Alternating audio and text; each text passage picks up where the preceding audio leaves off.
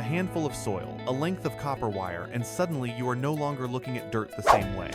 You are looking at a working electrical circuit that needs no battery, no solar panel, no fuel source, and no utility company.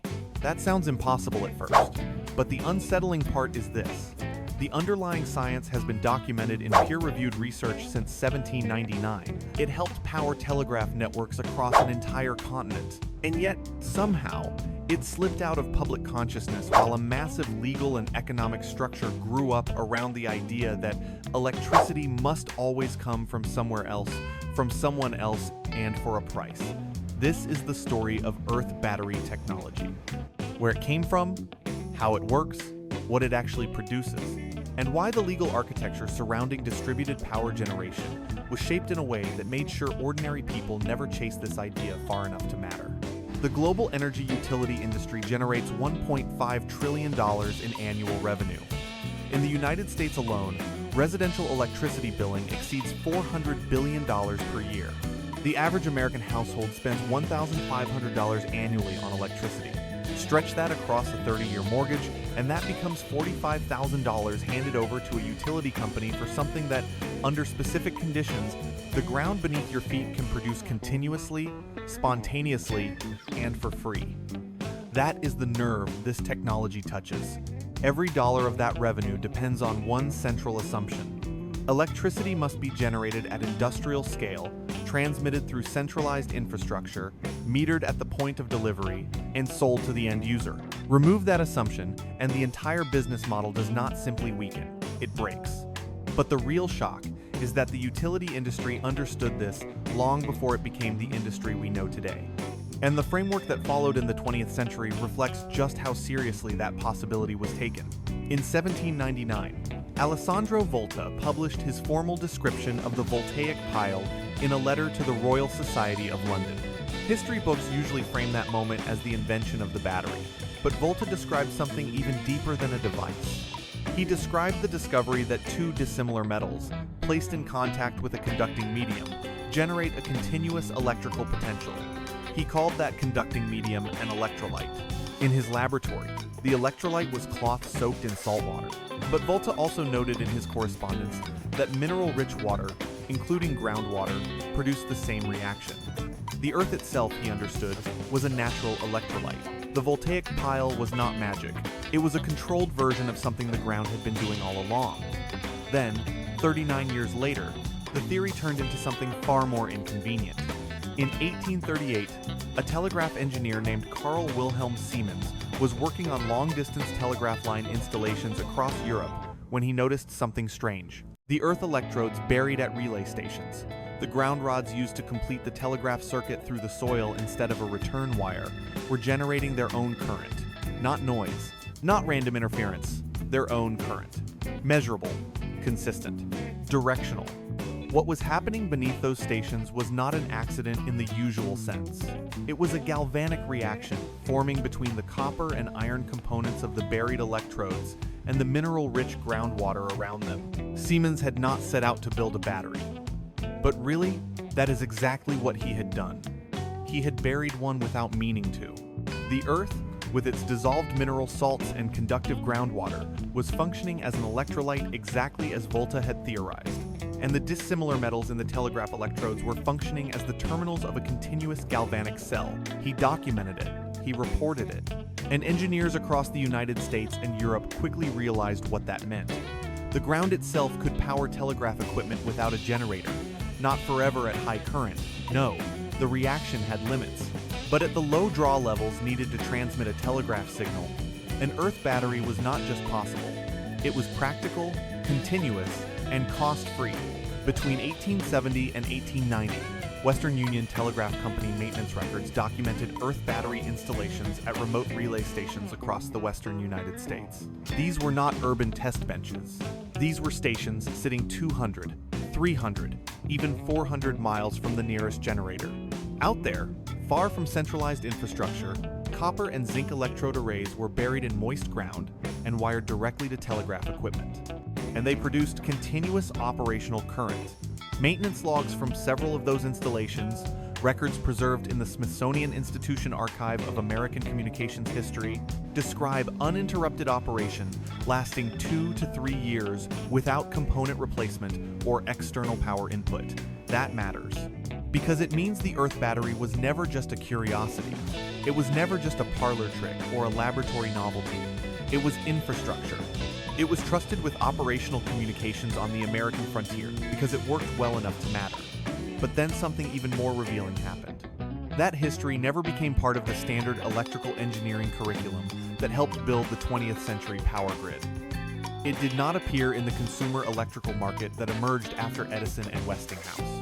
It was absent from the public education materials produced by utility companies as they consolidated regional power distribution from the 1920s onward. The technology was real. It was documented. It was archived. But it was allowed to become obscure.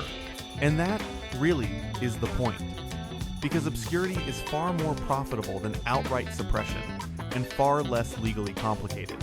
You do not need to erase a technology if you can simply let it fade from common memory while the world is taught to believe electricity must always arrive from a distant plant, through a meter, inside a monthly bill. That is how an idea disappears without ever being disproven. That is how something the Earth has been doing for centuries becomes invisible in plain sight. And this is where the story becomes even more compelling, because the science behind it is not exotic, it is not mystical, it is not theoretical. It is the same electrochemistry that powers every battery you have ever bought, only stripped of packaging, marketing, and industrial polish. But really, the deeper you look, the more unsettling the question becomes. If this was known, if this was used, if this was recorded in operational history, then why did so few people ever hear about it again? Now we get to the part that makes this impossible-sounding story feel almost uncomfortably simple. Because what happens in the soil when you bury two dissimilar metals is not fringe science. It is not some lost secret. It is the same electrochemical process that powers every commercial battery ever made. The only real difference is scale, control, and how polished the final product looks when it reaches the consumer. Strip away the branding, strip away the casing, strip away the factory precision, and what remains is a galvanic cell. That is the core of it. Every galvanic cell requires three things: two electrodes made of different metals with different electrochemical potentials, and an electrolyte that allows ions to move between them. That difference in potential is what drives electrons from the more reactive metal through the external circuit toward the less reactive metal. That electron flow is electrical current. In a commercial battery, the electrolyte is a controlled chemical solution sealed inside a case. The electrodes are manufactured with precision to maximize surface area and output. But in an earth battery, the electrolyte is not hidden inside a metal cylinder. It is the groundwater in the soil, carrying dissolved mineral salts like calcium, magnesium, potassium, and sodium that occur naturally in almost every soil type on Earth. That is the first thing people miss. The ground is not just dirt. Under the right conditions, it is a conductive medium. And that matters because once you place two dissimilar metals into that medium, the chemistry begins immediately. Copper and zinc are ideal because they sit far apart on the galvanic series, the electrochemical ranking of metals by reactivity. That means the voltage differential between them is significant. Copper is relatively noble. It resists oxidation. Zinc is relatively active. It oxidizes readily. Put both into mineral-rich, moist soil. Connect them with a wire, and electrons begin flowing from the zinc toward the copper through that wire. Continuously. Quietly. For as long as the zinc still has material to give, and the soil remains moist enough to support ion movement. The output is not fantasy. It is real, measurable, and repeatable. A single cell can produce around 0.8 volts, with current in the microamp to milliamp range. And no, that is not enough to charge your phone or run your refrigerator. But really, that is not the point. It is enough to power an LED continuously. It is enough to run a low-draw sensor. It is enough to maintain a clock circuit. It is enough to trickle charge a capacitor over time. The current is small, but it is there. Any basic multimeter can confirm it. Anyone with moist ground, two dissimilar metals, and a length of wire can produce it. And this is exactly where the concept starts to become more than a science demo, because galvanic cells combine in series the same way commercial batteries do. Two 2 cells in series double the voltage. 10 cells in series can produce 5 to 8 volts, enough to charge a small battery, power a radio receiver, or run basic electronics continuously. That was the practical breakthrough early telegraph systems relied on. They did not depend on one lonely metal pair in the dirt. They used arrays, dozens of electrode pairs buried across a wide ground area, with outputs combined in series to reach the operating voltage their equipment required. That scaling is linear. That is what makes it so important. The materials cost remains negligible. The fuel source, mineral-rich groundwater, is geologically widespread, and the reaction keeps going without any external fuel input because the soil is not being burned, consumed, or exhausted in the way people instinctively imagine. The zinc electrode slowly depletes because it oxidizes. That is the consumable part. But the soil itself, the mineral electrolyte, the groundwater, those are geologically self-replenishing conditions. The reaction borrows ion mobility from that environment. It does not meaningfully use the Earth up. By the late 19th century, engineers already understood all of this in practical terms. Early telegraph earth battery arrays used copper-zinc electrode pairs buried in moist ground, wired together to produce the voltage required for operational signaling. That is why remote relay stations on the frontier could function with continuous current for years. The maintenance records were clear. Some installations operated for 2 to 3 years without component replacement or external power input. That kind of reliability is not theoretical, it is historical. But here is where the story shifts again, and where the practical application begins to brush up against something larger than chemistry. Because once you accept that the soil can act as an electrolyte, and once you accept that electrode arrays can scale linearly, then the old assumption about electricity begins to crack. Not collapse overnight, not completely, but crack.